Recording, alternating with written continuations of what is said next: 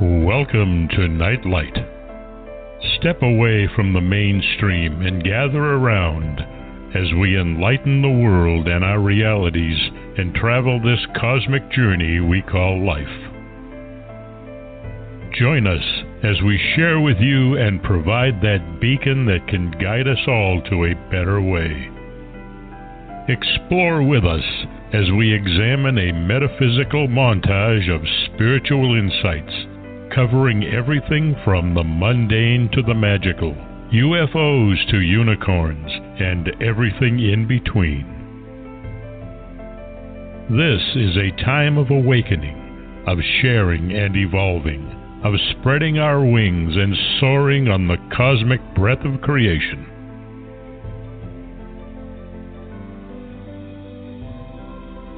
Come and join with other light-minded spirits as we weave our lights together to seek understanding, enlightenment, and, with a little luck, some wisdom. This is Nightlight, a reminder that you are never alone.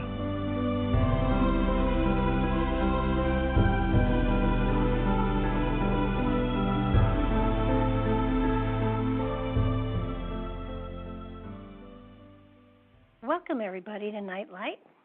Hope you're having a good evening and hope you are ready to settle down and listen to some fascinating information. I want to thank first Ken Quiethawk for his amazing introduction. You can find him at nativestorytellers.com. It's an amazing website, and it is appropriately another way of recording history and passing information and legends and ancestors down generation to generation. It's very appropriate that my guest tonight is Scott Wolter, and for decades he has honed his skills in the sciences, looking for historical answers within the natural world. Now he continues his quest for the truth on the Travel Channel in a new season of America Unearthed. This is the fourth one that premiered on May 28th. In these one-hour shows, he explores some of America's deepest secrets, digging up mysteries that have been hidden until now. Using his background as a forensic geologist and teaming up with eyewitnesses and other experts in their respective fields, he is determined to find new evidence and ultimately the proof that's been buried in time, suggesting history isn't what we've been told or taught, for that matter. As with many journeys of this nature, the destination is very elusive and often takes us in directions not anticipated or expected. Scott shares with us the mystery of the Hooked X and where it has led him, from ancient Cistercians to Knights Templar, early Native Americans to the Freemasons, Akhenaten to the Founding Fathers, and beyond. He has an amazing story to tell and has been telling or filling us in on what history actually is, using the evidence that has been left behind by generations of others that have been to this land and have left their messages in stone and on stone for a great many of them. So welcome to the show, Scott. I'm so glad you're with us tonight. Well, thank you. That was quite a nice introduction, and I'm glad to be here. We're going to have fun tonight. We are. You're into now your fourth season of America Unearthed, and I have to admit, I've been an addict since the very beginning, so I've probably seen a lot of these shows more than you have. Well, you probably have, because, I watch them once, and I just like to see how they cut it all together, and I don't need to watch it again because I know what happened, and I'm not wild about watching myself on TV, but I will say that they put together a really a beautiful show. It looks good, and they make me look way better than I am, and I love them for that. So I thank the production company, Committee Films. As I've gotten older, I have learned that they can kind of soften lines and things like that with lenses. They can get very creative. I've learned a lot about They must have some pretty powerful magic there. I tell people sometimes if the backlighting is appropriate that they used film that had no wrinkles in it. But your first 3 seasons fascinated me because quite often, our history books are just, they suck. I would have to agree with you on that one, Barbara. Yeah, I taught school for 25 years, and I just would gag when I was looking at what the syllabuses said and what the textbooks said, knowing that this was not the truth about what history actually was. It couldn't be.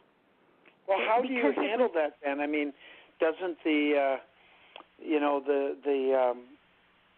the truth seeker in you, I mean, how do you handle that? That's got to be so conflicting, and I mean, don't you just get to a point where something is wrong, you have to put your foot down, or you just grin and bear it?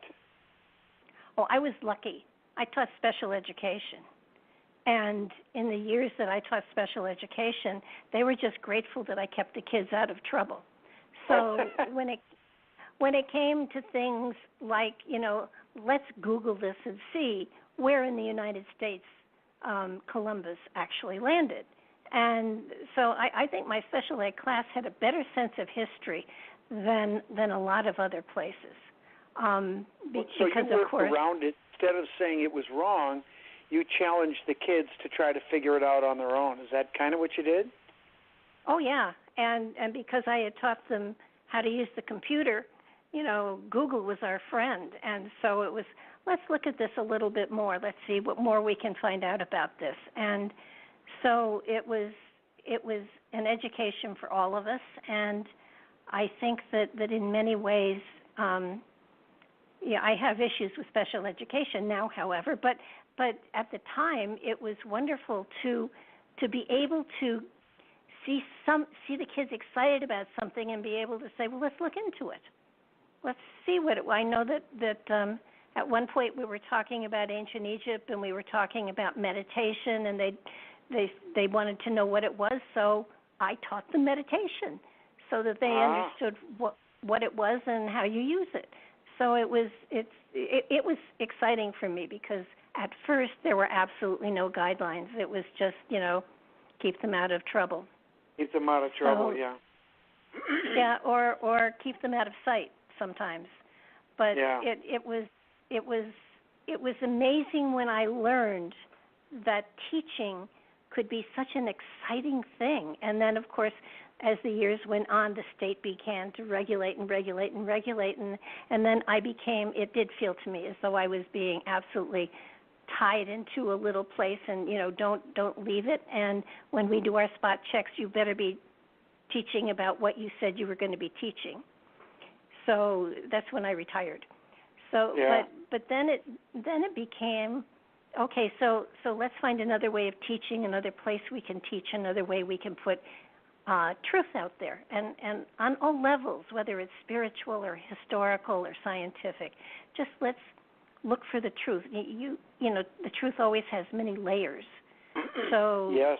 The truth is like an onion. You peel away one layer, and then it's, aha, oh, wait, there's another layer here.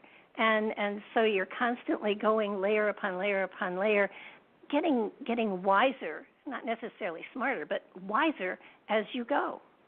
So your series absolutely, in many cases, fattened my library extensively because I wanted to look further into a lot of the things that you were looking into, and and it was amazing when I'd be watching it and I would be saying, I knew that had to be, because it couldn't possibly be what they're teaching in school, so. It became a great platform for me to leap off of into directions that were unusual. I actually, you were talking in some place about George Washington, and I remembered in my family history there was something about George Washington, and it turns out that one of my relatives joined the Army when he was 16, I think. And Washington felt he was just too young to put in the front lines, and since he was an apprentice tailor, he traveled with George Washington mending his breeches for the entire war. Oh, wow! Which I thought what was an so interesting cool. What an interesting job. He never saw combat, but he did see more of Washington than most people did. I can appreciate that. That's yes. funny.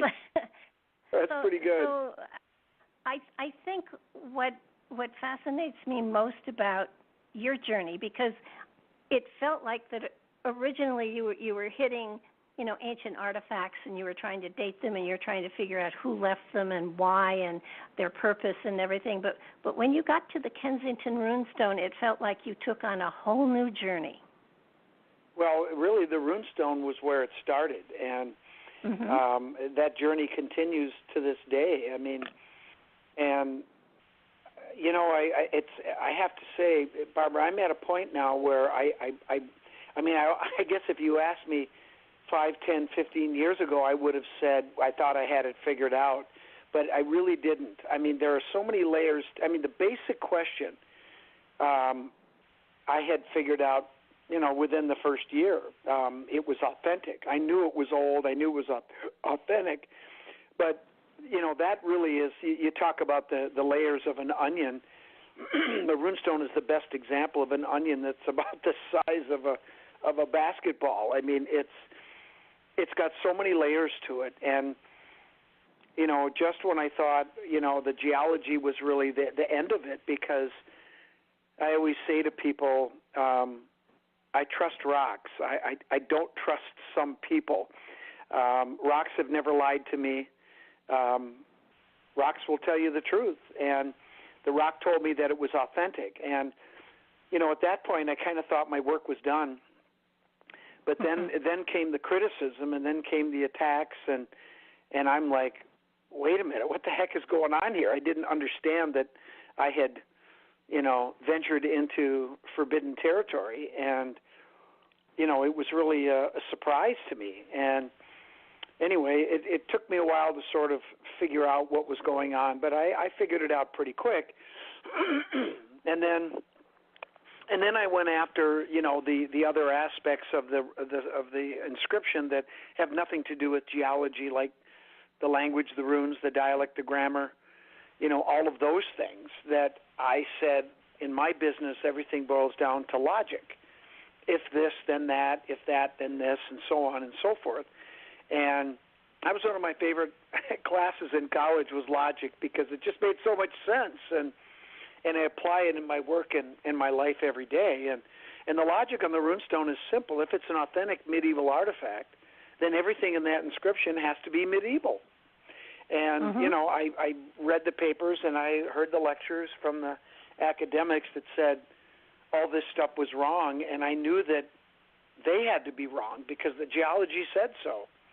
And sure enough, working with a couple of linguists and taking 5 trips to Sweden, found it all. And, you know, I guess I thought at that point that they would probably say, oh, okay, well, that's interesting. No, that's not what happened.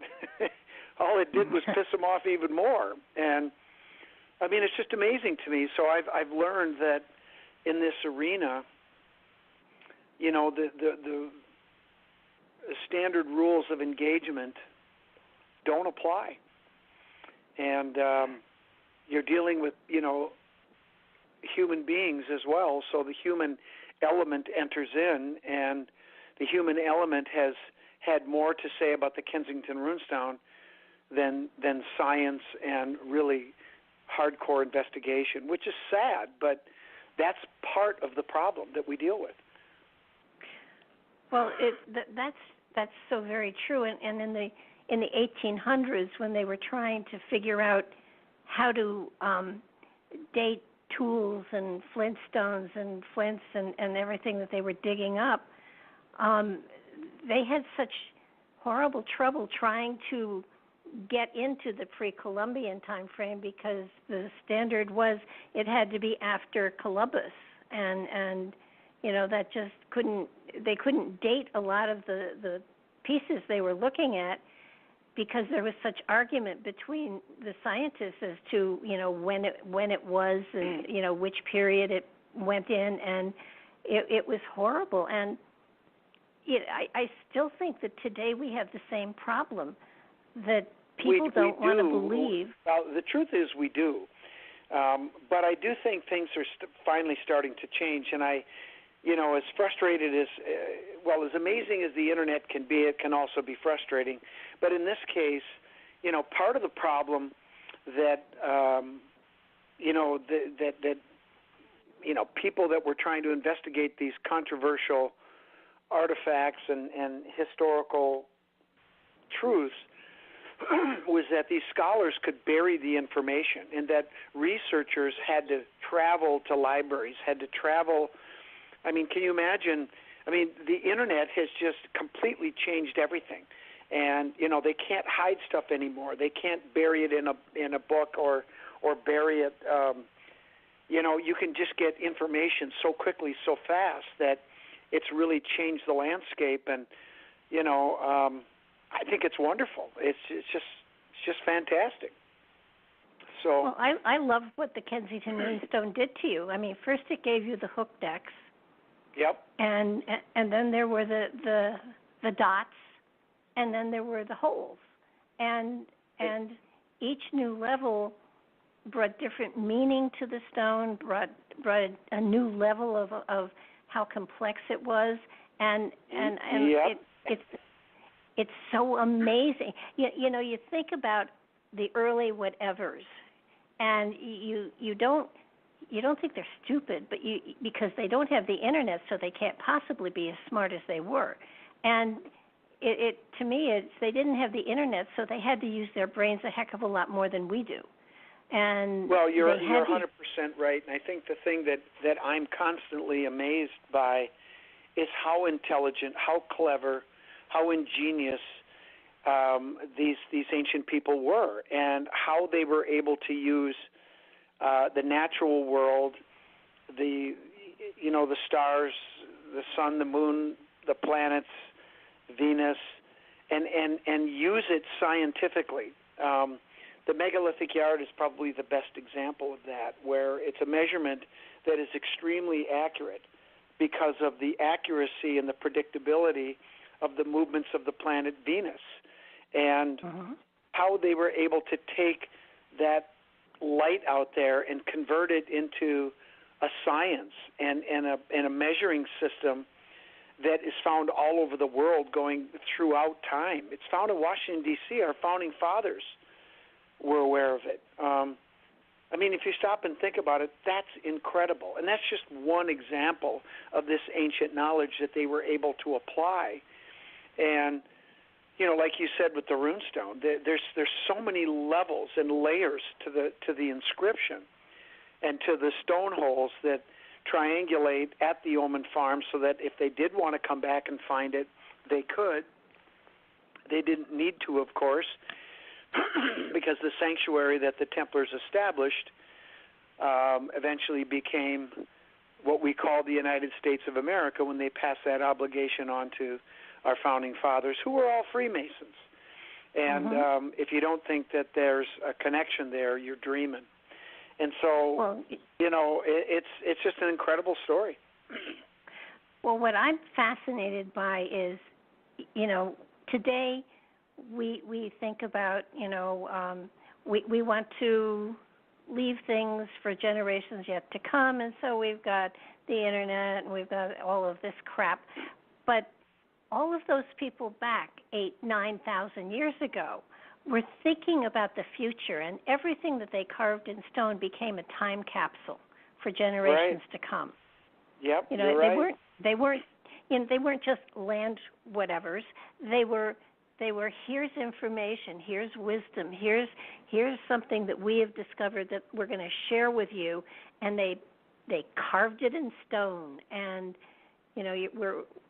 we're having trouble understanding what they meant in many cases, but they left us messages. They're messages from the past, and they had so much wisdom to share that it's frustrating, I would think, to be able to decipher everything, and with your different levels with the Kensington Runestone, I chuckled every time you brought something else up. It was like, look at that, that's something else that has to be deciphered, understood, grasped, and utilized. Well, you're right, and one of the things that you're going to read in my new book is what I'm now calling the final piece, and of course I'll probably be proven wrong there too, but I think it really is the missing piece, because I mean, we can sit here and criticize these academics all we want, and deservedly so in many cases, but these people aren't stupid.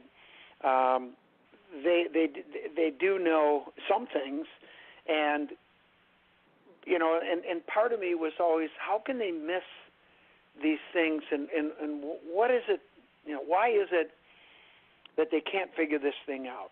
When, I mean, first of all, they didn't have the geological background, and they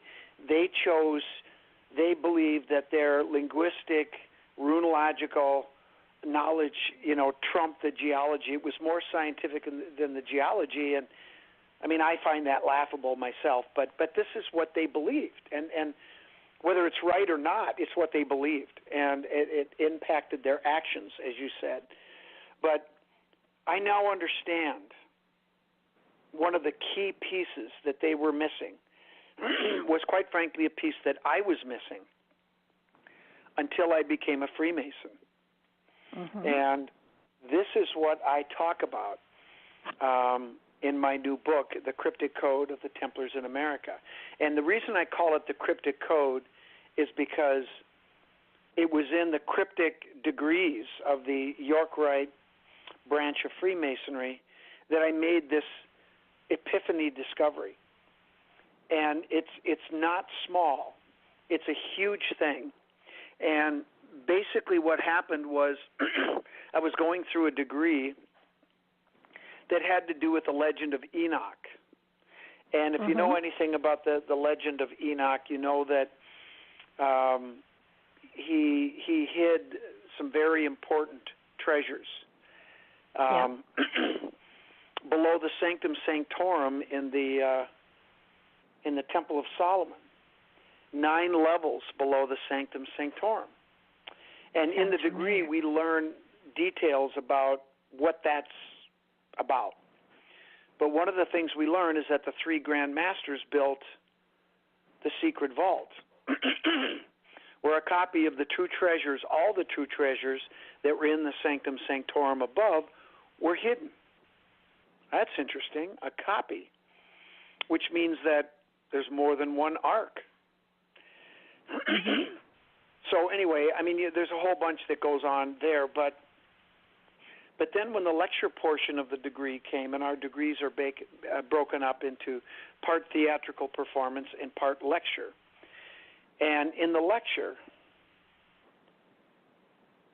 I heard this, and the other 8 arches were built by 22 men from Gebel. And I went, 8 and 22, those are the first 2 numbers on the Kensington Runestone inscription. And I didn't hear another thing after that. and so, of course, I dug into it. Well, needless to say, there was more. And, in fact, all 8 of the numbers that occur on the runestone occur in the degree in sequence, the same numbers. That is amazing. That is not a coincidence. And it just goes on and on from there. But and you can read the book, and you can read what the numbers mean. They're all symbolic. They're all important. They all tie directly to the Templars. And this whole legend of Enoch is the backbone of this whole thing.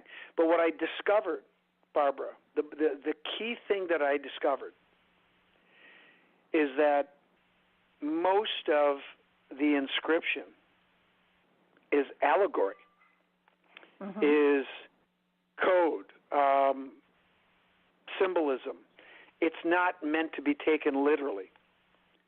However, there are certain parts of the inscription that are to be taken literally. It's a lot like our Masonic degrees. It's the same thing. There are real historical truths embedded within the degrees. The difficult part is trying to figure out what's real and what's not. And then, that's I thought part about of your journey, though. Well, this is the continuation of the journey. But there was something else that occurred to me after I thought about this that was so brilliant about Masonry, and that is paper can burn and degrade over time, right? And that information is lost.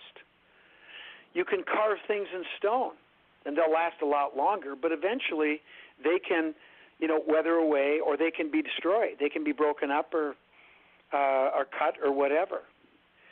But as long as there are human beings that are performing and passing on these rituals, the real historical truth embedded within them lives forever. It's a brilliant system.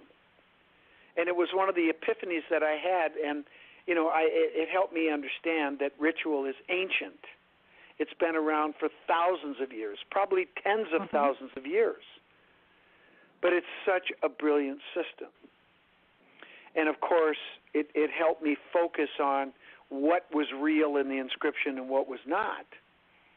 But it also helped me understand why the scholars are struggling so badly, and why, quite frankly, I don't think they will ever get their arms around the Kensington Runestone. And this is what it is. This is very, very important. Before you can become initiated, before you can truly learn the mysteries, you have to be humbled. And we go through that process when we become a Mason. There was no way I was ready to become a Mason until I was in my 50s. I was too cocky. I wasn't ready to receive. And one of the things that we showed in one of our recent episodes, in fact, it was last week, did you see the Courtney Cave? Yes, I did. Do you remember the opener where they showed that devil-like figure and the old man in the cave and the initiate with the blindfold and all of that? Yeah. And do you remember when he showed him the skull? Yeah. The whole point behind that is to remind people that you came into this world with nothing, you're going to go out with nothing. It's what you do in between that matters. It's the impact you have on people's lives and your family and your friends, and that's all that matters. And the whole idea is to humble you. And once you are truly humbled, and when you go through Masonic degrees, if there's any Masons that are listening, they will remember what happened. And they were stripped of everything. And now you are ready to receive. And so that happened to me, and I wasn't ready to understand the allegorical nature of not just the runestone, but things like the Bible and other stories that we all know until I was ready. And I thought about it, and I remembered a lot of those scholars that I interacted with. There is no way in hell they're ever going to be ready to receive. And until they are, they're never going to get this final piece and what the runestone is. And I can guarantee you one thing, that farmer, Ola Bowman, he was not a Freemason. He didn't carve it. And if he didn't carve it, then who did? No, I never thought he did. I just felt it horrible what they did to him and his family. And, people who make honest discoveries and try to share it and then are accused of being, frauds and hoaxers. And I think that what's going to really make me feel like I've made a mark is when somebody starts to attack me and say I don't know what I'm talking about, because, my truth is my truth, and I'm very, very sure about my truth, but it may not be your truth. So that, it's okay, It's sort of like... You make a good point. I mean, I now realize that if people don't attack you, then you're not making a difference. I mean, they can't attack the evidence that we have on the runestone. They simply can't. I mean, it's a bulletproof case. They just don't like the answer. So when they can't attack the evidence, what's the next thing they do? They attack the messenger. Sure. Bring it. I don't care. Well, it's sort of like I always tell people that, they don't have to believe what I believe. If it doesn't feel right to them, then move on. It's sort of like the radio, the podcast. If somebody criticizes it, it's you have a right to change the channel anytime you want to. Or if you don't like my show or you don't like me, nobody's got a gun to your head. Turn the channel. No. Yeah. No, I every now and then when I'm criticized about something, I feel very, very good about it. I usually say thank you, because it means somebody actually. Well, on the other hand, what you've done is you've motivated a person. You've touched them at a deep level that they felt like they needed to respond. So you're right. You should feel good about that. I mean, unless you said something silly, but I highly doubt that. Well, the purpose of the show, it's called Nightlight for a reason. It's I'm going to put out there what I feel are pieces of the light, pieces of wisdom, of spiritual wisdom in many cases, and if it triggers something in you, just if it makes you think, I've done my job, and absolutely. It's such an exciting place to be, and of course with Mark Eddy doing a show on the channel too. We get more stuff out there, which is so very exciting. But I appreciate the heck out of being on these programs because, it does help promote whatever it is that we think is important. And but it's a lot of fun. I enjoy these, and I just think it's great. I mean, it's an opportunity for me, and I think it's wonderful. Thank you. Well, I'll tell you the best part of it is I don't have to stop for a commercial any place. So I am very frustrated by that. You just get going and it's, oops, we have a hard break here for whatever. But I want to go back to the Kensington Runestone. I picked out three of the items that you have really gotten into that to me say there were people here before Columbus. They were here before that. They were here way before. And it's the Back Creek Stone and the Tucson lead artifacts. Oh yeah. Those are that. Let's see the Tucson lead artifacts, the Back Creek Stone, the Kensington Runestone, the Newport Tower, of course, is connected to the Runestone. So those are kind of one and the same. But those are the crown jewels of Pre-Columbian artifacts that really rewrite the whole history, and they span, as you said, really a huge amount of time. I mean, 1362 was only about 650 years ago. That wasn't that long ago, but you start looking at the Tucson lead artifacts that are, 8th, 9th century, and then the Bat Creek Stone, which goes back to the 1st century. I mean, my gosh, those three right there are irrefutable, found in a pristine archaeological context, and absolutely bulletproof as far as authenticity goes, and three distinctly different time periods. My gosh, what does that tell us? And you can be sure those aren't the only ones. And it tells you people were coming here regularly, right? Oh yeah.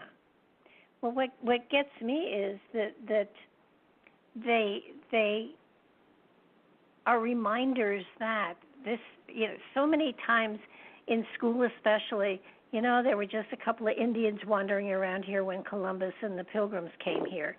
And that's not the case at all. There were empires here. Well, look at Cahokia. Oh, geez, yeah. It's. I think what gets me is when you talk about ancient history, most people's minds go to Greece, Rome, and Egypt. Right. And the reality is we have stuff here in this country that in many cases will predate all of them. And it's absolutely. not taught about and don't in school. forget about America's Stonehenge, right? Oh, absolutely, yeah. And how about the 9,000 years of the copper mines up in Minnesota and Michigan? I mean... Well, exactly. My gosh, that's exactly right. And, I have to tell you something, Barbara. Just this past week, in fact, last night and today, we had a visitor who is of indigenous heritage, Cherokee and Omaha. He's also a Freemason. And he spent last night with Janet and I, and he shared some new research that he's been doing about some of the earthworks that Native Americans here constructed. And I can't give away the end of his research, but I will tell you it is a bombshell. And this is coming from a person who's a member of indigenous tribes and is initiated in the Medewin society of the natives, and it's incredible. It's absolutely stunning. And he talks with Janet and I about the Templars and their impact on native ritual. And I mean, I was just dumbfounded. But to him, it's like it's just everyday stuff. Well, that's one of the other things I wanted to go into, because the Templars, I believe were here in the 1200s, and then of course again in the 1300s, and the 1100s. And the 11, yeah. They started coming here in the middle part of the 12th century.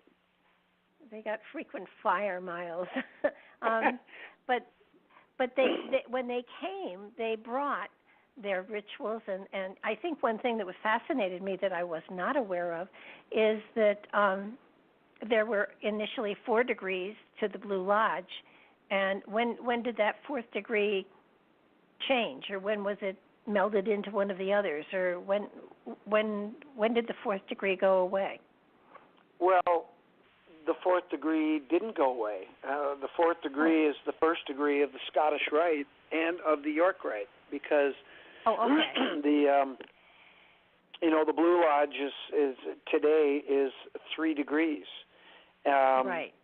And then when you go through the York Rite system, which terminates as being knighted as a Knights Templar, it builds off of the Blue Lodge. So the 1st degree of the York Rite is the 4th degree, and then the 5th degree all the way up to the 13th degree.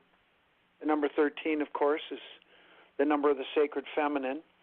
And then the Scottish Rite, it's basically a degree system of 29 degrees that build off of the Blue Lodge again. So the story continues, if you will. But what's interesting in the Scottish Rite, it's not necessarily chronological.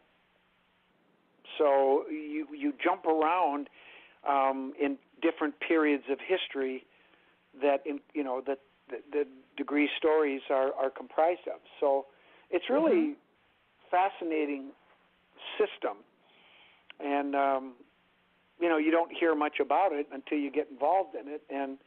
But part of what I'm trying to do is help educate people on Masonry, because quite frankly, I studied Freemasonry and the Templars for 10 years before I decided to become one. And the reason was I was convinced by the evidence that it was something I wanted to be part of. I believed it was something that was very good. And, again, I always go back to people everywhere in this country. They talk about our founding fathers and what great men they were, and our Constitution. You hear it all the time, right? But do these people realize they were all Masons? And I ask the question, does the fact that these men were Masons, does that have anything to do with their greatness? Well, the answer is yes. Now, were they perfect people? No. But I can tell you one thing. If we had more Masons in government today, on both sides of the aisle, we would have a higher probability of people making decisions in the interest of the greater good than the personal good. That I can guarantee you. We just don't have many Masons anymore, and I think that needs to change. Well, a long time ago, I had Robert Sullivan on the show, and he had written a book on the Arch of Enoch. And in order to understand what he was talking about, I had to learn as much as I could about my grandfather was a Freemason, and of course he had passed away. And why is it they die before you get interested in what they're involved in? It's not fair. Well, that's not fair, Barbara, because I didn't find out my dad was a Mason until the day after he died, and they cut the ring off his finger and gave it to me, and I didn't know what it was. And I asked my mom, "Oh, your dad was a Mason. He was a Shriner." I'm like, What the heck's a Shriner? I had no idea. Well, in my studies, and I ended up calling the Grand Lodges and talking to lovely men who were just so willing to help me understand stuff. It was just wonderful. But I found in all of the reading and the work I did with it that Freemasonry is a wonderful way for men to study not only history but spirituality. And incorporate it into their lives so that they are better people. They have better lives. They have better, stronger families. It's a wonderful spiritual place to be, and in so many ways, mostly the spiritual field is left to women and woo-woo people. But the reality is that the woo-woo people. I love it. I like woo-woo people. Don't pick on them. I'm not. I'm one of them. I know. I'm just teasing. but it's a wonderful place for men to study and learn without interference from outside. Really, the spirituality, how it affects themselves, their lives, and how they can grow with it and become better people and be better for their communities. And it's a fabulous organization. And no, you're 100% right, and that's when basically, the simplest answer to the question, what is Masonry about, that's what we say, is it makes good men better men, and it's really true. And, and this may not sound very, but I guess people can understand it. It's like, when you go out in society and I meet people, and there's a lot of wonderful people out there, and there's certainly a lot of wonderful people that are not Freemasons, but when I meet a brother in a crowd of people, there is automatically a certain level of understanding that I already know about this person. And I have to say, my level of trust automatically is at a higher level than anyone else I would meet. And it doesn't mean that in the end it's going to be that way. There's certainly brothers that have, don't live by, the Masonic principles as good as they should. But by and large, when I meet those people, they're intelligent, they're caring, they're thoughtful, considerate, and they will defend me and help a brother in distress at any time, as I would. So there is something about that's different than just the everyday person out there. And, some people might look down upon that, but it's true.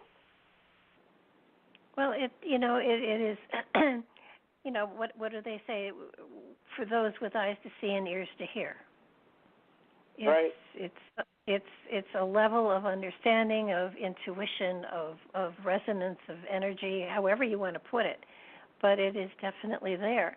I wanted to go into also Duluth, which because of what he brought to the Indians and how he integrated into the Indians and how he was able to unite Indian tribes in a very unique way, and how how their initiations are so much like the Freemasons. Well, they're not so much like, they're virtually identical, and that's, I mean, there's differences, of course, but the basic essence of the ritual is identical. And we talked about that with Taylor, this indigenous friend that we just met, and we're now great friends. In fact, before I did this interview, Jan and I went for a walk about an hour before we got on the air here, and we called him again. He just was here this morning and yesterday and earlier last week, and we talked about the rituals. And he's also reading my books right now, and he said, yeah, that's exactly how we do it, and it's the same thing. So it's incredible. Now, the Duluth was here in, 1679. Yeah. So and I think what most people don't understand also is that when these early people came to this country, they did not come with guns blazing. They came as explorers. They came to put down land markers. They were friends with the indigenous people. And yes. And you know, they came in peace. Literally, they really came in peace. And they were looking for a new home. They had to get out of, you know, the fugitive Templars. I mean, my gosh, they were outlawed. The crown was hunting them. The church wanted to burn them. And you also have to remember the plague was ravaging Europe at this time. And my gosh, who wants to stay there? I mean, they had every reason to come over here, and you know, they shared this common ideology that with the indigenous people here, and it was a perfect match for them to work together. And just because they didn't tell people what they were doing doesn't mean it didn't happen. They had every reason to keep it quiet. And you know, of course, this somehow becomes evidence that they weren't here. You can't prove a negative with nothing. Yes, but what's fabulous is the spiritual aspect to Freemasonry blended so perfectly with the Native American philosophy of the Great Spirit. And I mean, they were synchronistic. There was no debate any place. It was like, of course it goes this way, and of course this is, yes, that's what I feel and that's what I believe too. So that, and Duluth, at some point he was trying to unite certain tribes that were at war with one another, and it was amazing. He encouraged intermarriage so that, you know, that there would be ties and connections between the different tribes, which is it's exactly what the Egyptians did. Well, that's what the Essene did. That's their tradition. Look, the true Templar tradition has had many names throughout history, and part of how they consolidated power and kept alliances was through intermarriage. This wasn't a novel concept. And by the way, the natives were doing it before they came. This was a tradition that they also embraced. They didn't, you know, I mean, they certainly encouraged it, but this wasn't, I don't believe it was anything that he brought to them. It was something he encouraged that would help particular conflicts. But, I mean, cultures have been, you know, using intermarriage as a way to find peace for a long time. That's not a new concept. But like you said, it goes back to the Egyptians and beyond. Sure. Look at the Merovingians. Look at the royal families in Europe. I mean, we're constantly solidifying treaties and such with marriages of 8-year-old children sometimes, but you know, keeping bloodlines alive, and bloodlines are important. And absolutely, they are to the Templars as well. And I just, you know, I am so amazed at the similarities between their initiations into the higher levels of the tribe, being so synchronistic with the Freemasons initiations and what they go through.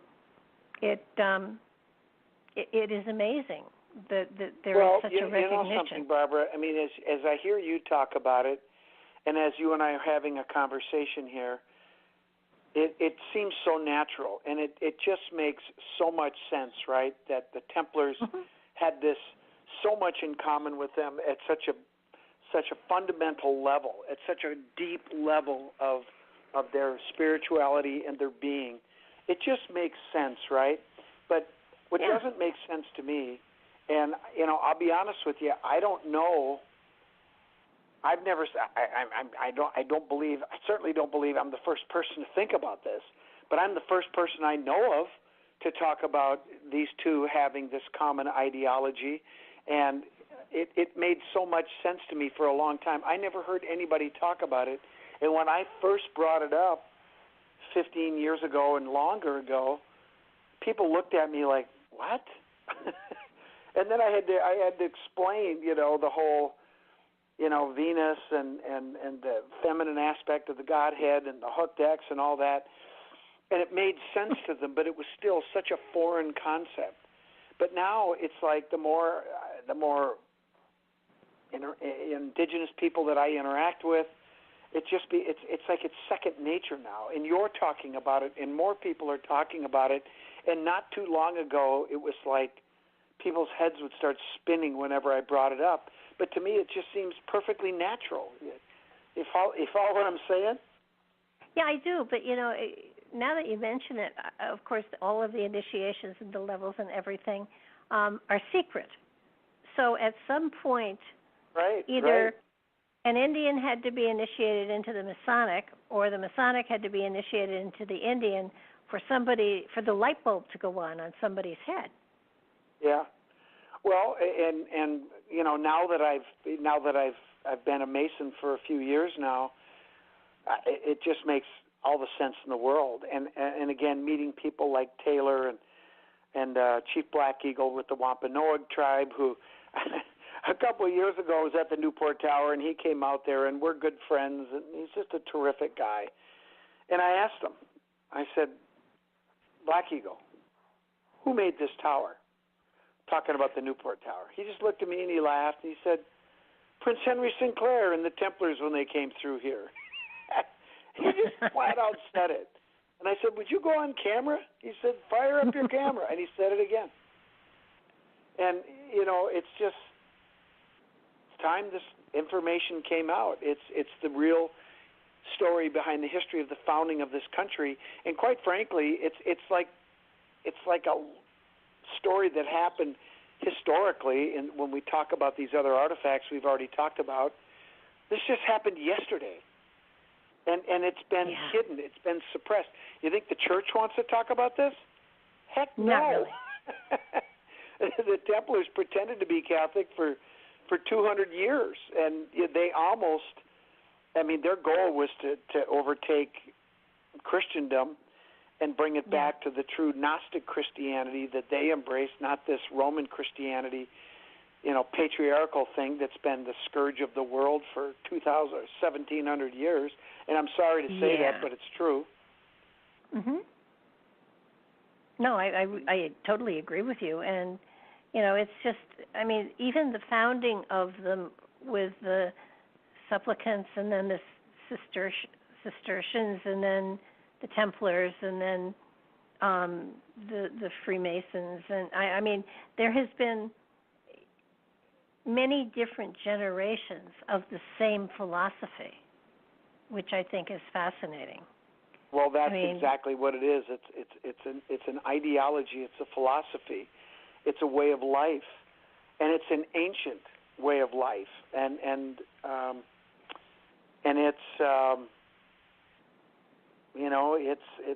it's a beautiful ideology, and it honors and venerates the feminine aspect of the Godhead. In fact, if you're going to elevate one above the other, they elevate the feminine. And this is absolutely goes against church doctrine, and it's ridiculous. It's just nonsense the way that they've treated women and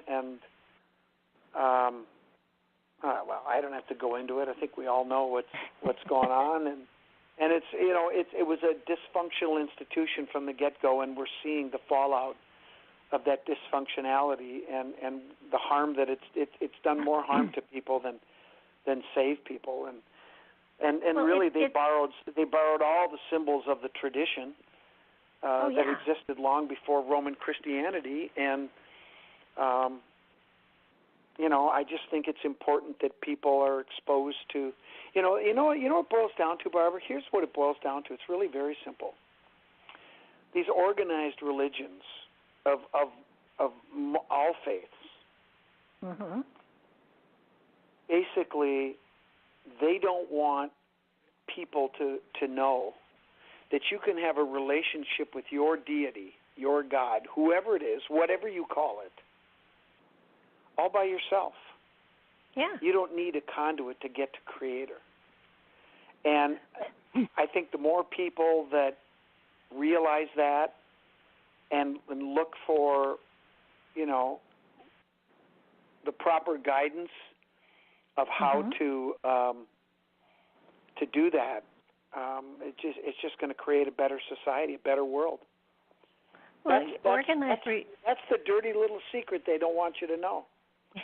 Organized religions have become political organizations more than a spiritual one. And well, yeah, absolutely. I mean, look at the problem. The monarchs of Europe, the monarchies, would legitimize, the religious institutions, and they would legitimize the monarchy, and I mean it was an incestuous relationship. One was feeding the other, and they just became this dominant force that crushed the people. I mean, it was horrible, and that is what the Templars were fighting against, and that's why they came over here and passed the obligation to the founding fathers. Last I checked, we fought a revolution against a monarchy, right? I mean, isn't that what the revolution was all about? Yes, and in our Constitution is freedom of religion. I like to say freedom from religion, but that's probably not politically correct. Probably not. I mean, do you see the parallels? It's so obvious what's going on here, but I can't believe that nobody talks about this. It's just amazing. Well, it's because some people take their religion so seriously that they can't even listen to, something that might mellow it slightly and make it more comfortable for them. I really, years and years ago, it was kind of like, why do I have to talk to somebody to talk to God when I can just talk to God myself? Exactly. It just doesn't make any sense to me. I got a funny story for you. You're going to like this. So, my family a few years ago, oh God, I guess this is, I think Grant was still in high school. My God, he's been out of college now for a few years. So this might be 10 years ago. And we were out in the Black Hills somewhere, driving around, and we went in. I remember we went into this canyon, and I had recently been over to Europe, and I had been going through the Gothic cathedrals, and I think I was in Chartres and Notre Dame, and I just was really into studying the sacred feminine architecture of these Gothic cathedrals. And I was talking to him about that. My son now is a structural engineer, so he finds that engineering aspects of these Gothic cathedrals to really be incredible. And I remember we were just talking about, philosophically, and he says, "Well, Dad, why do you think the natives are so cool?" He said, "They never built amazing structures like the Gothic cathedrals." He said, "You of all people should understand that." And I just looked at Grant, and we were driving down this canyon, and there were these beautiful bluffs on both sides of us, and the sun was setting, and it was just, magical. And I looked at my son, I said, "Grant, imagine a native standing on the top of that bluff, looking out over this valley, and the sun is setting." I said, that is his temple. Yeah. And he didn't have to lift a finger. And Grant just sat there and kind of went, whoa. He got the point. Yeah. But today, most people don't recognize the beauty of nature. They look for it in concrete. They look for it in buildings. They look to, in many ways, downplay the sustenance of our planet by ignoring it and not blending with it, but overpowering it, killing it with pesticides, and chopping down the trees. And it's a sin. Look, it's. I mean, I have to be honest with you. When I look around and I see what's happening in politics today, and let's be honest, right now it's one side more than the other. But why in hell would you even think of taking a risk and gambling with your home, with your planet? We live here. Yeah. You protect it. You take care of it. You manage it. You do everything you can to protect it. It's just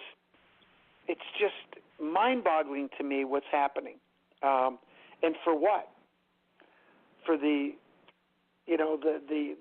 industrial machine that's driven by oil, and we don't need to be oil dependent anymore. The technology exists, but it's so ingrained in the upper echelon of our society that we're killing ourselves. For what? For money? And Tesla had free energy for us. I mean, it was there. We didn't have to do anything. He was all set to give free energy to everybody. Nobody would have an electric bill anymore. No, we're not going to do that. Anymore. You're not going to take away my gravy train. I mean, there's too many people and too many institutions that are wrapped up in it. Where do we put the meter? No meter. It's free. Yeah. I mean, and the technology is still there.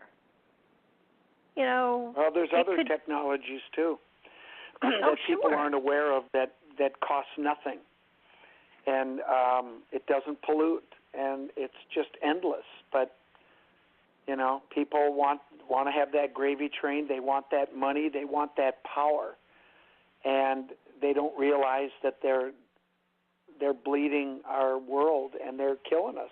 And they just don't see it that very, way. Very sad. What I don't understand is, why do you take the risk with your planet? Why do you? I just don't get it.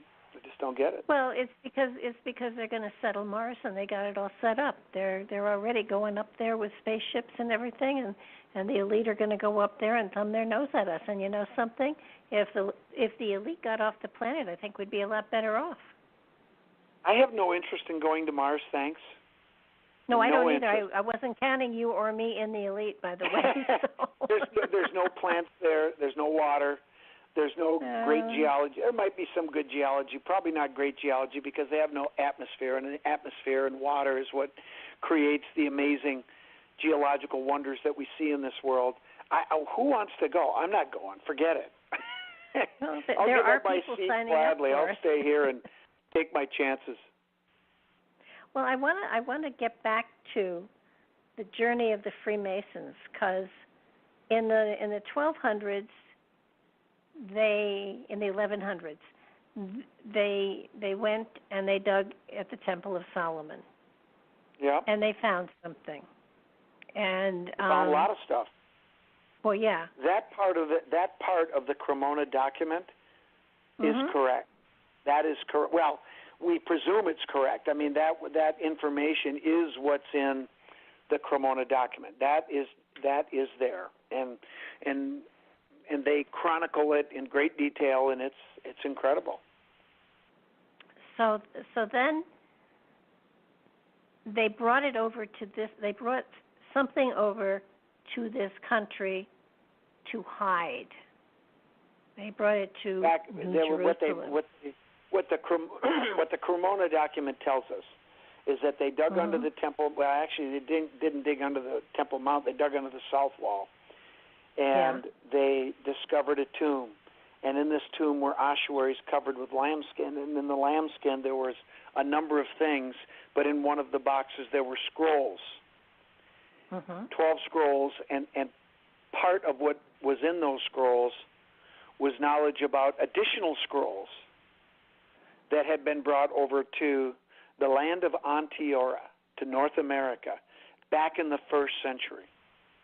Okay. And hidden here. And about 6 decades after those documents were found, the Templars assigned, essentially, Ralph de Sudley to lead a caravan of 6 ships to come over here and recover those scrolls.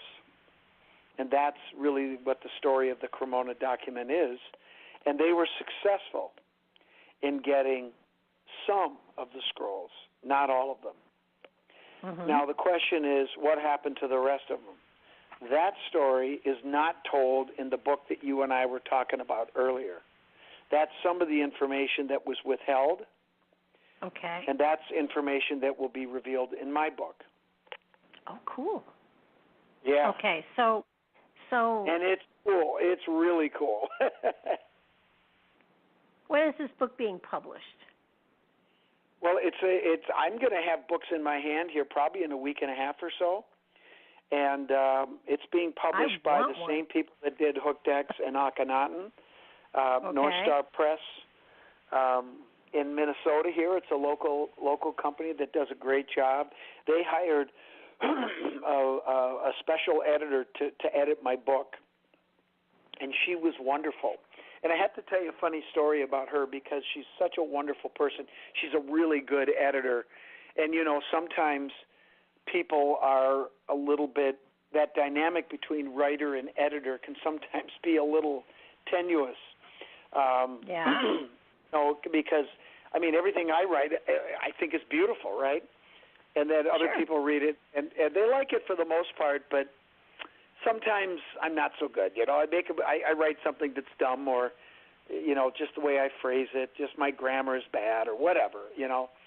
And anyway, so she was a brand new editor, and she wrote after she went through it the first time. She wrote me an email and said, "Okay, we need to do this, this, and this, and I think we should restructure that and move some chapters around, and just sort of editor stuff, right?"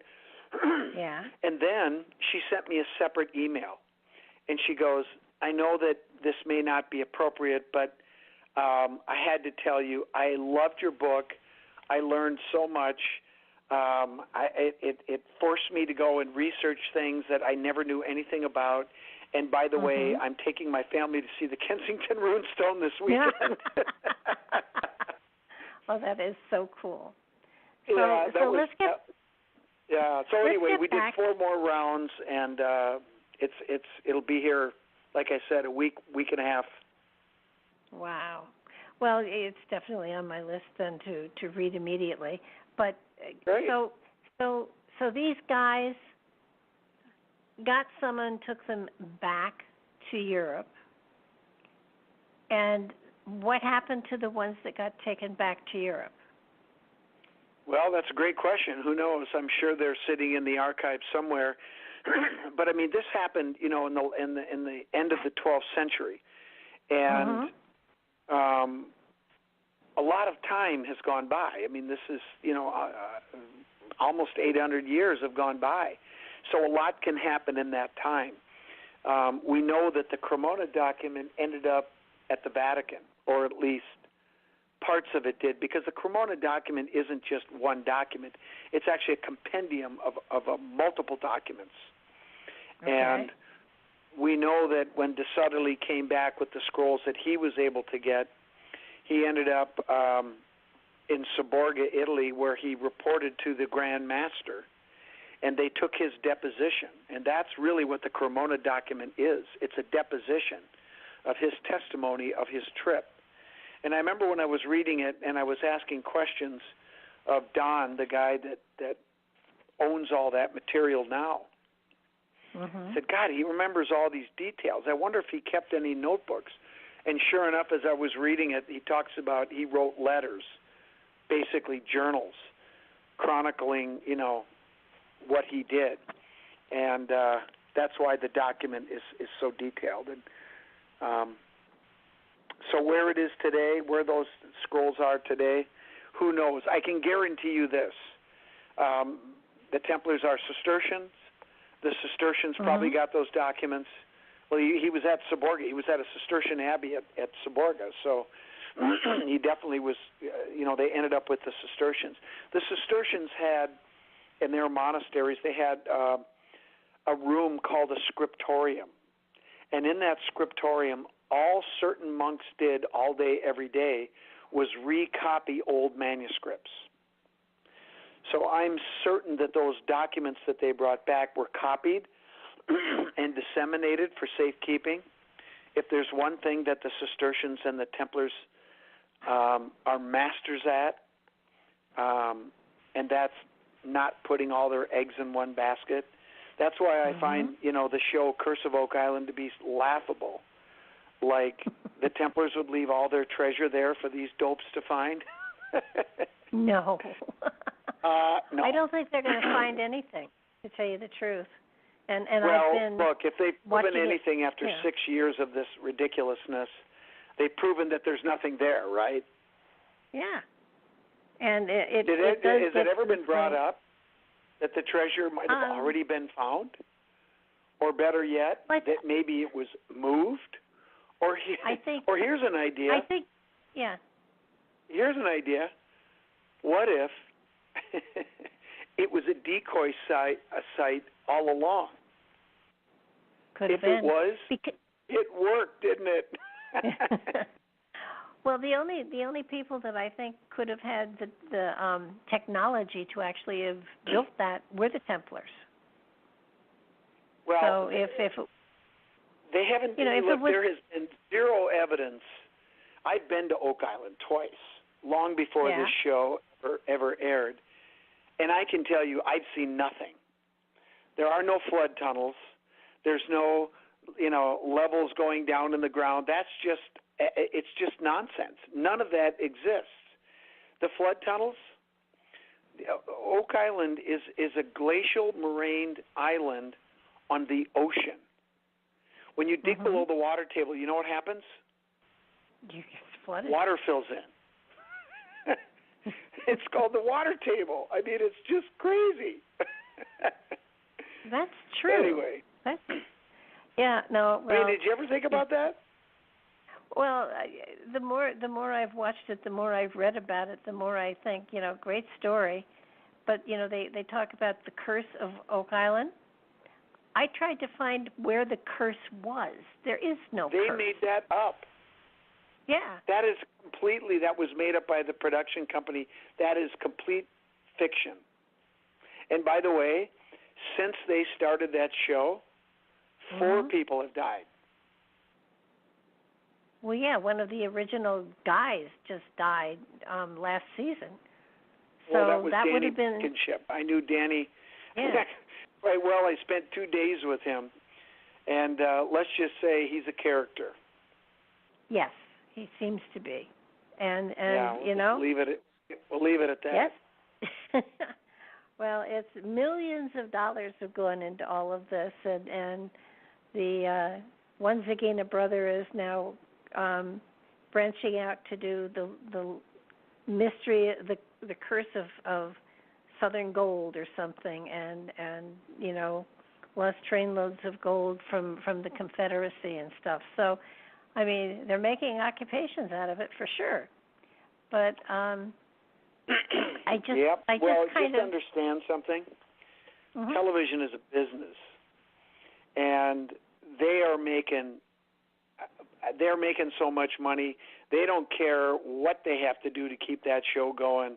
It's a gravy train. It's all about the money, and just that's what it's about. It's the same thing in my business, but there are certain things that I just will not do, And I think people recognize that. We don't have to do silly stuff to get people to watch. I mean, we have fun, and there's a certain entertainment aspect to the shows that we make, but I never lie to the audience. I don't plant things. We just don't. Well, one thing that I greatly respect is that if something's a hoax, you say it. And we can go on the journey with you, and you finally say, well, this is a hoax. This isn't authentic. No, it's not real. And it's sometimes people get mad at me. They say, well, I thought you, and I just say to them, I go, look, nobody wants it to be real more than me. I would love it, but if it's not, it's not. And I'm sorry, but I'm not gonna lie about it. I'm gonna call it as I see it. And in my mind, when I can truly say with certainty that something is authentic, you could bet your bottom dollar that I've exhausted everything to make sure that what I say is true. And nobody's been able to prove me wrong on anything that I've claimed to be real yet, because they can't, because they aren't fake. But if they are, I'll say it. Hey, let me ask you a question. Did you see the second episode about the alien artifacts? I did. What'd you think? Well, I was sure it was a fraud. I respect the respect you gave everybody, but I was sure it was a fraud from the very beginning. Now, wait, not the first one. You mean when I was in Veracruz? Yeah, those I knew were fraudulent to begin with. How did you know that? Well, let me see, where do I start? I'm a psychic, so I do know things. Second of all, I've seen and I'm not UFO. trying to punch you out. I'm curious because you speak with such conviction and absolute conviction. The ones in the cave could not possibly have been. First of all, it especially that one that was covered with the little gray men. That looked like a Petoskey stone more than anything else, and it was sort of like it was a Petoskey stone with heads. It was ridiculous. Now, the artifact that was brought in by the gentleman that was the cowboy, looked like a cowboy. Yep, that you tested, Mark Russell, yeah. Yeah. Now, that one, I was positive was authentic, even before you got the carbon dating back, because it, first of all, it wasn't over the hill. It was simple yet elegant, and I think that's the kind of artwork they did that was respectful. There was obviously, to me, it was a religious experience to create it, and therefore it had that kind of feeling to it. Well, there was a lot of effort that was put into it. It had the inlays. Obviously that's how we dated it, but that's a process that takes effort and care and there, like you said, there's something sacred about making these artifacts. Now I can't say as a scientist 100% that they are authentic. I still have to investigate the possibility that glue could have been faked. But having said that, I don't know what store you go to buy 9,000-year-old glue, but there might be a way that you could fake that, and I still need to do that work. But I will tell you this: a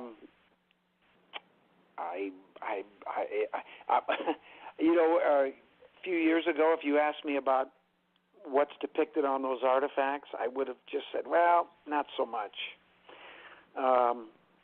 My thinking is changing. Well, when you were comparing the dirt from the cave they were found in with the dirt that was found on them, how simple does it get?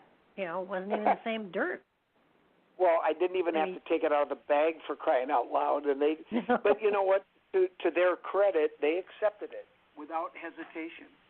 They said, "Okay, you tell us it's a fake." And I got to tell you, I don't know how it came across to people watching, but those guys I don't think that they were playing a hoax on me. I think they found somebody else's practical joke. I really do. And if they were the ones that perpetrated it, they fooled me. They were really good guys. They were.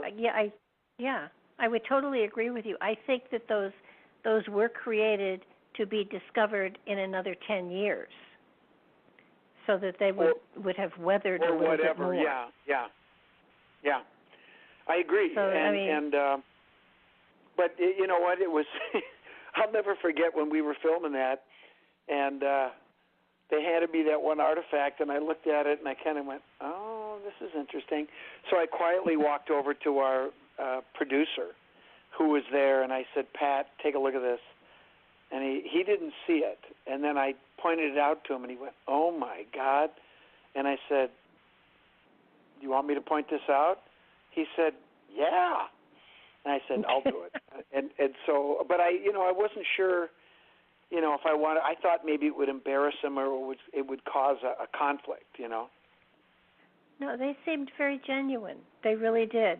They were. They absolutely were. 100%. I think they got hoaxed. Well, what? They found something, and they didn't know what it was. Nobody else. They hadn't talked to anyone else, and they said, what they said was, we trust whatever you tell us. We'll believe you, and that's why we called you. And you can tell someone. You don't have to rub their nose in it or make assumptions and you guys are trying to fool me or something like that. I think you can handle it tactfully, and I walked away and we're friends, So I'm happy about that. I mean, they had value as paperweights or doorstops. I mean, they definitely had value in that aspect of them, but as far as being ancient or anything like that, no way.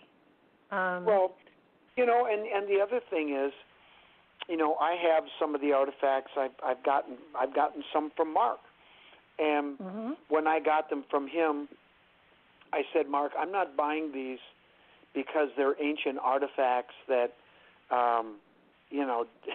prove that aliens interacted with humans." I said, I just like them as artwork, as indigenous artwork, and that's what I paid for them, and I just love them as beautiful art pieces. And if they happen to be, old ancient artifacts, that's a whole other thing. But that's not what I didn't acquire them for that reason. I mean, there are some of the really old, really ancient stuff. I think the one thing that I would love to see is some of Schliemann's gold that when he discovered Troy. I would love to see some of that. I mean, the workmanship and the artistry in some of these artifacts is just so amazing, and it's thousands of years old. It's beautiful. It's absolutely beautiful, and some of those artifacts that you saw on the show, I just think they're just cool. I just like them, and I don't care what they are. I just think they're beautiful, and you know what? And it could be a situation where some of them are authentic and they're thousands of years old, and some could be modern. I think it's. I don't think it's an all or nothing proposition. I think that the ancient people who made these artifacts thousands of years ago, those traditions and that of making that type of art doesn't necessarily have to disappear. I mean, it can continue on right up to this day, right? Masonry did. And why can't this tradition of making these art pieces with this particular iconography on it? I mean, that's certainly plausible. Oh, absolutely. And actually, the rune stones and the runes are beautiful too in and of themselves. So is the Ogum. When you have, I mean, there is a beauty in all aspects of all of these ancient cultures. And look at the Egyptians. I mean, their hieroglyphs are just, something. I keep looking at the hieroglyphs, thinking they had to either use a laser or a Dremel to do this, and neither of which were available at that particular time frame. How do we know that? I think we're making assumptions that there was technology that couldn't have existed at that time, and I'm not saying that it did exist. I'm just saying I think it's a mistake to throw down absolutes, because the more I learn about some of these ancient cultures and alchemy and some of the abilities of these people, I think we'd be shocked at what they were able to do. You saw a sarcophagus that was polished, and the only way you knew that it could be done was with a diamond drill. Well, you look at these granite sarcophagus, and they are. Yeah. I mean, how can they? The only thing you can polish them with is something that's harder, and to get the polish, it's really diamond is the only way they're going to do it. Well, they did have diamonds, but what a waste of a diamond. Sorry, but holy mackerel. Well, but most diamonds that come out of mines are not the brilliant diamonds that you see on, engagement rings. A lot of them are very small. They're low quality, and we use diamond grit for industrial purposes all the time. That's where most of the diamonds go. They're not beautiful, and sometimes they're just so small you can barely see them. And those they use for, like I say, industrial purposes. Back then and today. Yeah. Yeah, that's true. That's true. Well, I wanted to get also to, I want to get back to the Templars, because Prince Henry came over here. Was he looking for something, or was he looking for a location, or what was he looking for? What he was doing was he was doing multiple things. He was, during his time, remember his father and his grandfather and probably his grandfather's father were coming over here as part of the mission to establish a sanctuary here where they could live in peace, basically. And the natives worked with them. Prince Henry brought a number of treasures over. He hid them in multiple places. He did not hide them on Oak Island. No. and the natives made an agreement with them that they would guard the treasures. Now remember, treasure is really the key question. What is the treasure? To some people, treasure is gold, silver, jewels, and things like that. But to the Templars, you certainly needed currency, because eventually you're going to have to interact with Europeans, and that's what they understand. So they brought gold and silver over for sure. But they brought relics, they brought documents, and they brought human remains of people that they venerated. Mm-hmm. And other things. Oh. So you're not going to dig down 100 feet, 150 feet, 200 feet into the under the water. I mean, it's just crazy. It's just nonsense. And eventually they moved them farther west as settlement happened, and the natives were helped them. And I've heard them tell these stories. And one of the things that I figured out, which is one of the big reveals in my new book, is not only is one of the pieces of the inscription that is real history, the fact that it's a land claim. Mm-hmm. It's the fact that it's directions to a place that has stuff. You're going to drive so many people to the bookstores. It's unbelievable. Well, no, I'm dead serious. I am absolutely serious. Because the natives told us there's a secret vault in this country. And the runestone gives you directions to it. Well, I think for me the greatest treasure that they brought over here and left here somehow, somewhere, is wisdom. And well, the scrolls, that's what's in the scrolls. That's what's in the scrolls. Mathematics, geometry, astronomy. Yeah. How to drink the sea. Interesting. Let me throw this at you. What is the one treasure that people seem to be fixated on, have always been fixated on as part of the Templar treasure? What is that one thing? Either the Holy Grail, probably, or the Ark of the Covenant. The other. Yes, the Ark of the Covenant. What if I told you that the secret of the Ark isn't where it is, but how to make one? Yeah. Well, it certainly was an amazing weapon. Who said there's just one ark? Yeah, that's I've already told true. I've already told you that we know that there were at least two. One in the Sanctum Sanctorum and one in the ninth arch in the secret vault. No, I was under the impression there were three. One was in South America, one was in Egypt. I'm not sure where the third one was. At least that's what I've read. Well, there's more than that. But anyway, it just goes to show you that there's a lot more going on than people think.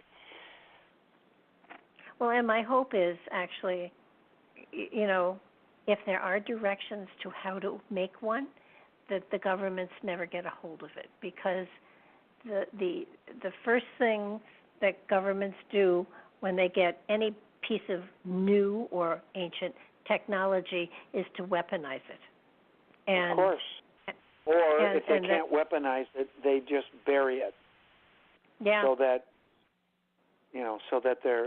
that nobody can have it but them.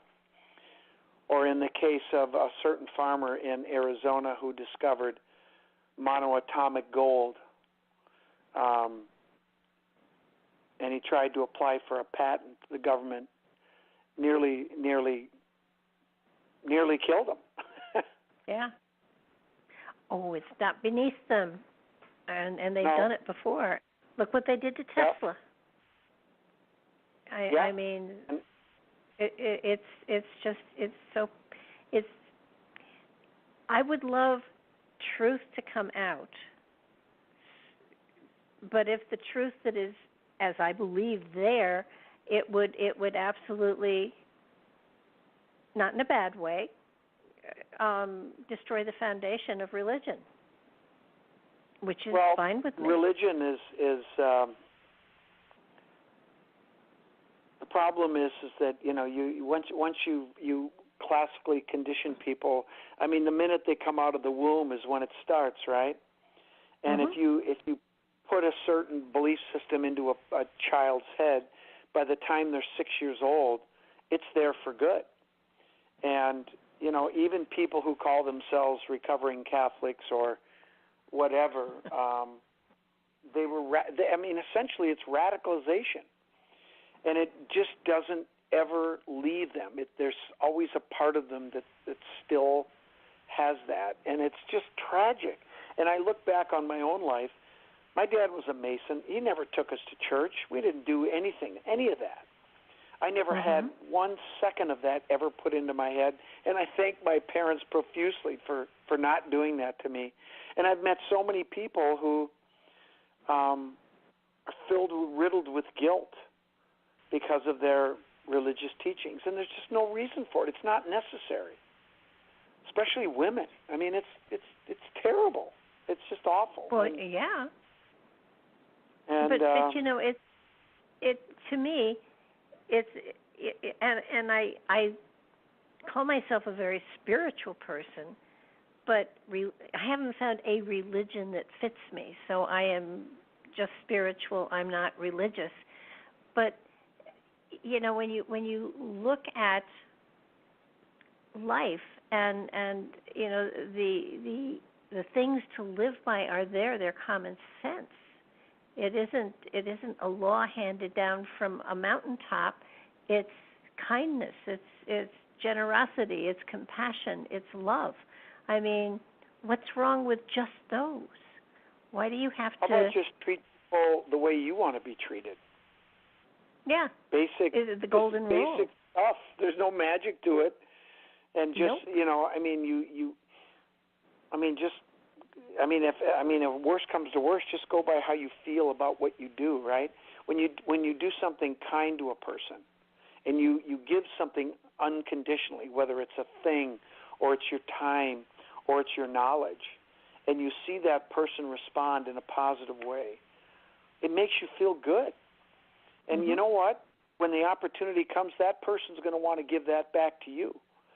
I mean, this is just basic things that we all know, but do we do it? Well, or it's one thing to know it; it's another thing to do it. Yeah, absolutely. And I don't think enough people do what they should. Well, it's kind of like a long time ago. I wrote something, and I'm not sure. It's someplace on my website, but I have no idea where it is. But it basically said that you could be a parrot or a prophet. You know, you could quote chapter and verse to people until you're blue in the face. But it doesn't mean anything until you have taken it into yourself, made it part of your philosophy, and then shared your philosophy with someone else. Because then you become a prophet. Then you become someone who is sharing wisdom, putting it out there, saying to other people, take it, make it your own, and then make it even better. And there are too many parrots in this world and not enough prophets. Well, I just all I know is I try to walk the talk, Mhm. Well, that's the important thing, and that's one of the things that I respect so greatly of the Freemasons, and the fact that they are carrying on a tradition that is centuries old, and they what I think is really fascinating is, where did the veneration of the female come in? Was it with the supplicants, the Cistercians, the Templars? Where did the it's veneration? Always been there. It's always been there. Unfortunately, these days, a lot of that has been veiled. But I will tell you that the sacred feminine is within Masonry. She is veiled, but she is there. And once you know what to look for, you'll find it. But 90% of the brothers don't see it. And it isn't pointed out to them, because over the last 150 years, Masonry has evolved, and and I don't want to. I'm not trying to put Masonry down, but like everything else, it evolves and changes, and certain things stay the same, but this outward acknowledgement of the feminine aspects of Masonry are just not pointed out. I point them out when I talk to people, but when we talk about Venus, people don't understand that is the goddess, the physical manifestation of the goddess in the heavens. That is her, and it goes back to sacred geometry, the Fibonacci sequence, which is the key to life in the universe, and people just they don't get it. They don't talk about her, and they don't talk about the moon. The 13 synodic cycles of the moon, which corresponds to women's menstrual cycles. That's why they call her the moon goddess. And the number 13 is the number of the sacred feminine. It's in Venus. It's in the moon. It's everywhere. And of course, the church tried to demonize it, right? By moving against the Templars and made it Bad Luck Friday. That's BS. It's total BS. That was part of their demonizing of the sacred feminine. But I think that's going away now. I think people realize it's hardly bad luck, it's good luck. Oh yeah, and you mentioned how you were in the Cistercian church in Montreal, and Yes. You found all sorts of different symbols there that were signifying the sacred female, yet not not putting out big banners saying, "Hey, look at this." It goes back to what you said before. Those with the eyes to see will see it. Those who do not, that are not initiated, will never see it. And that's just the way it is. I mean, that church, it's just everywhere. I mean, and I have to say, it's so overt. I don't know how anyone could miss it. Right down to the name. Notre Dame de Bon Secours. Notre Dame is Our Lady, right?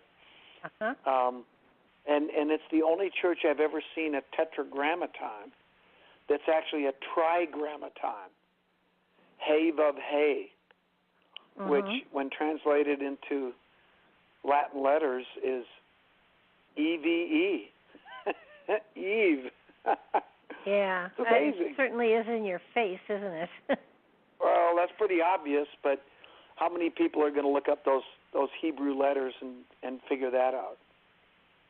When was the church constructed? Well, that particular church was constructed, I think, in the late 1700s, but the Cistercian or the Sulpician seminary, which was the first religious structure that was built there that had a church, was built in the 1640s. And it was so interesting amazing. because, the Sulpicians went beyond the protection of the French army, and they went to and established their seminary and their church at what was an ancient native trading ground, and they were worried that they were beyond the protection of the French forces, and that they were just fine. The natives didn't bother them. And at that time, they could have. Well, didn't they keep it sacred? I mean, it was a way of keeping the land sacred by putting something like that there. Right. Well, and I think that ideology they brought, again, you have to remember, keep your friends close, your enemies closer. The Cistercians, the Templars, the Sulpicians at that time, who inherited the mantle from the fugitive Templars and Cistercians, they pretended to be Catholic, but secretly embraced this sacred feminine ideology. And again, if you think about it, it's such a perfect and brilliant system. The symbols of the Roman Catholic Church, the Virgin Mary. I mean, it was easy for the Templars to embrace her, but she was just a metaphor for their belief in the sacred feminine, Mary Magdalene, Isis, the goddess. It's like, great, call her Mary. Great, we love Mary. We're just talking about a different Mary. Well, that's what happened through time. I mean, most of the Roman and the Greek and the Norse gods were all the same archetype, just with different names, and right. So no reason to. I mean, but look what the Catholic Church did. I mean, one thing I found fascinating was when they had the crusade to wipe out the Cathars. That the Albigensian crusade. Yeah, the only crusaders that did not take part were the Templars. Right, that's right. Gee, why was that? Because they essentially were Cathars. And the ironic thing is that the Cathars were practicing a purer form of Christianity than the church could even imagine. But because they didn't kowtow and do what the church wanted, wipe them out. But the church knew that this was that ancient tradition that was the antithesis of what they were about, and they just weren't going to tolerate it. I mean, it was horrible. It was just horrible. Men, women, children, wiped them all out. It was terrible. Why? Because they didn't believe. They didn't believe Christianity the exact way that we wanted them to. Well, what a joke. That's what happens when a bunch of people sit around and create a religion and then try to make it, sacred. It doesn't work. And to have something that is natural and pure and goes back to nature and there is a duality there. It's not really all about the goddess. Monotheistic. No. Yeah, it's a duality, so that it does balance the masculine and the feminine. One does not stay above the other. It is an equal type of thing. That's what the hooked X is supposed to symbolize, right? Yeah. It's really more about the Trinity, which I ask people in my lectures. I say, what is the Holy Trinity? They go, the Father, the Son, and the Holy Spirit. And then I ask them, I go, what's the Holy Spirit? And they kind of sit there and go, well, it's the Spirit in you. I'm not really sure. And I say, well, I think of it this way. I go, you've got the Father, you got the Son. Who's missing? Mama, right? Yeah. Maybe that's the Holy Trinity. Gee, that certainly makes a lot of sense, doesn't it? Why can't they say that? Why can't they say that? Well, I think that the church as a whole is either the Roman Catholic Church is going to have to either revise a lot of stuff, or it is already losing people. And I do believe I am seeing in my work a lot of people coming away from organized religion and going more into the spirituality and discovering things within themselves, which I celebrate, because it means that they are acknowledging the God within themselves and that's right. and their relationship to everything around them as being a part of themselves.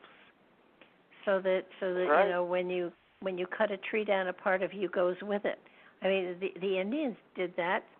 The Native Americans, when they killed something, they asked forgiveness from the animal because they needed the food. They never hunted for sport. They hunted for survival.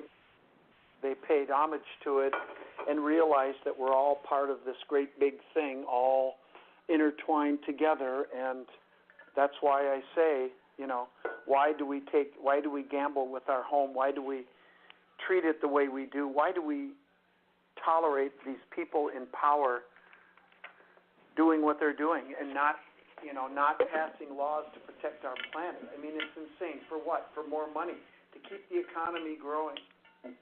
Well, at what cost? In the end, at what cost?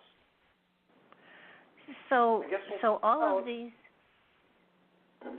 all of these things you're not talking about that are in your book, is there going to be a show on them, or is it just we're going to have to just read the book? Well, the honest truth is I don't know the answer to that because, until we get renewed for another season, if that happens, I think we will start. Well, if we get another season, I know we will go into some of these aspects that we've talked about in obviously a lot more detail.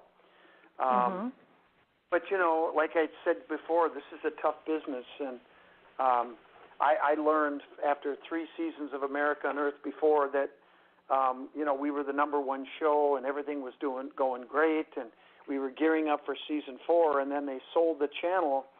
I've learned never to take anything for granted. So until they say, yes, we're going, I'm not going to say anything.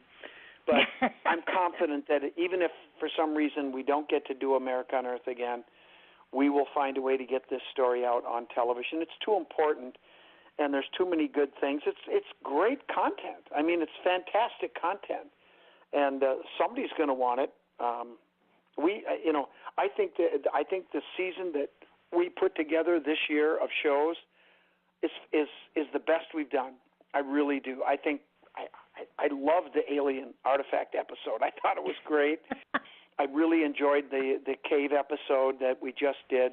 The scenes with Valerie Still were so emotional and so powerful. Man, you should have. I mean, there wasn't a dry eye in the house. Every camera person was crying. Everybody was crying when she was looking at that book. Oh, and that had to be palpable, yeah. It was amazing. And she's such a wonderful woman and courageous, and, you know, she honors her ancestor, and she's written a book about it. And, you know, it was crazy is last week when that episode aired, the weekend before, she was inducted into the Women's Professional Basketball Hall of Fame. Oh, how neat. She had a great week. Well, and then she sent me a copy of a letter. She was going into the hall basically being recognized as one of the, honored alumni of the University in Kentucky for all of her work, her research, and her basketball career. She's just a terrific woman. I'm telling you, she's great.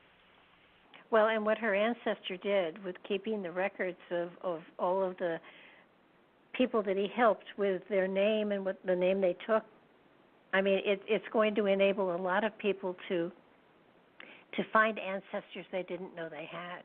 I mean, the Underground Railway was an amazing thing. Well, and Harriet Tubman went back into the same counties where she had been a slave to help others escape multiple times. This woman is absolutely a hero. And I have to tell you, I'm disgusted, that the current administration decided to hold off on taking off a known racist, Andrew Jackson, off the $20 bill and put Harriet Tubman on. And they're delaying it for, 8 years? For what reason? It's BS. And they should honor her, and they should do it immediately. I agree with you. Yeah. No, they were amazing people back then who risked their lives, and if ever they're quote unquote they were true Christians in the true sense of the word. They recognized people as equals and as fellow human beings, and they did their best to get them into a place and a society where they could thrive and they could grow and they could have full and rich lives. They put their lives at risk to help other people. Yeah. They were empathetic because they knew what these people had gone through, because they had experienced these horrors themselves. And I mean, I honestly don't know if I would do that. I don't know if I would be that brave. I'd like to think I would, but they did it, and it's just amazing. And they should be honored and respected. And it doesn't fix the things that were done in the past, but it goes a step in the right direction towards healing. Well, and I think that it's a little frightening to think of how people are today trying to wipe out that part of our history because they're embarrassed by it. But it's a part of our history. It's where we grew from. We have to acknowledge it. We have to come to terms with it. I think we can apologize and make changes. And there are people in this world today that they don't think that should happen, and that's just wrong. It's just wrong. It's just wrong. There are people today that say the Holocaust didn't happen too. So, it's kind of like if you ignore it, it goes away. I don't think so. Where did all those people go? It's like I was involved in the work at the Pentagon after 9/11, and people used to call me these people who claimed that they were members of the Patriot community. And they would try to say it was a missile or a bomb, and there weren't that many people killed. And I said, dude, where do you think these families' loved ones went that were on that plane? 164 passengers and crew. They didn't just disappear. Well, I guess you could say they did almost, but where'd they go? I mean, it's just nonsense. And people are so caught up in their own conspiracy theories, they forget about the human element. And these loved ones were lost. They were real people. couple 100 years, they'll be saying that 9/11 never happened. They're saying it now. Some people are actually saying that it's crazy, but yeah, anyway. You should come look at the big hole in the ground where the Twin Towers used to be. I think it's a beautiful monument now. I've been there recently, and it's just a fantastic monument. If people it is want to be inspired, go check it out. The most inspiring thing and the best monument there is to it, in my opinion, is that on the evening of 9/11 there are two big spotlights that just shoot light into the air, and that to me is such a magnificent statement about the light going up. Towers. Yep. Yeah. That incredible. To me is it gives you tingles, and it brings tears to your eyes. We're getting close to the end here, I'm sorry to say. Well, it's been fun, and we covered a lot of ground, haven't we? We have, but as soon as I've read your book, I'm going to get you back on board so we can talk about it. But until then, where can people find you, get a hold of you, whatever? Well, first thing I would tell them to do is make sure you tune in tomorrow night at 9 o'clock Central, 10 o'clock Eastern on Travel Channel, and watch episode 4, where I investigate the Jack the Ripper mystery. And I really think people are going to be surprised at our suspect, and I think they're going to find we make a very compelling argument. And it's a tremendous episode, I think. I really had fun making this, and I think we're onto something. I really do. Mm-hmm. So watch the show, and if you can't get it on cable, you can download the Travel Channel app, and you can watch it, all the episodes there. And if you download it, I think if you stream it, you can get the episodes a week early. Oh, cool.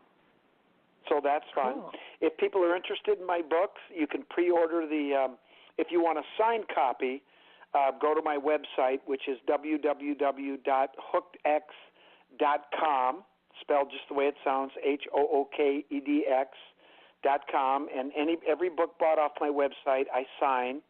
If you want to go to Amazon or go to the North Star Press website, you can certainly do that. And you can get Akhenaten, you get my Runestone Compelling New Evidence book, you can get the Hooked X, and then like I said, in a week and a half I'll have the new book, and I have to tell you, I think it's the best work I've ever done. If people want to engage me about any of the episodes or any of the topics that I have on my blog, just go to scottwolteranswers.blogspot.com. And you'll see some fantastic stuff there. I actually reveal a few secrets in the book on my website, but you got to dig for it. And we have some really great discussions there, and you can ask me anything you want there. Very cool. Just out of curiosity, excuse me, fast. Where do the ideas for the episodes come from? Well, they're a combination of what I call my stuff, ideas that we bring to them. The production company comes up with their own ideas, maybe a third or so, and then the other third is the network, and and it's quite an eclectic mix of things. I mean, we've looked at ancient aliens, we've looked at Bigfoot. Those are network ideas. And of course the Templars are my stuff, and Freemasonic things, and the production company comes up with some great ideas too. So it's really a combination. Well, you certainly have given us an eclectic look at what to look for and what to listen for, and everybody's going to be looking into Freemasonry for sure. I want to thank you so much. You have definitely filled the 2 hours and didn't even really scratch the surface. So I so appreciate your taking the time to talk with us, and hope to have you back again after I read your book. All right. Well, as soon as I get it, I'll make sure you guys get a copy and I will tell you this, there are some pretty big bombs that we drop in the book. I haven't said anything about them, but I'll just let you read them. But there's